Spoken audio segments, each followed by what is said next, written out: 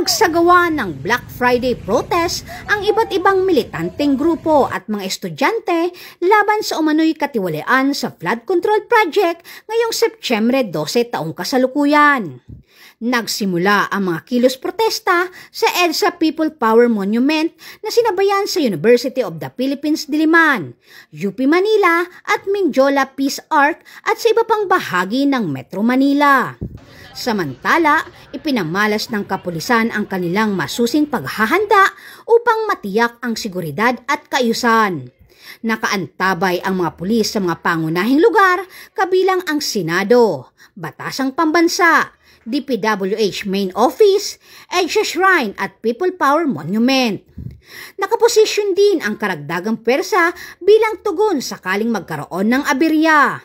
Sa kabuuan, nananatiling payapa at organisado ang mga kilos protesta, bunsod ng maagap na crowd management at matinding pagbabantay ng kapulisan.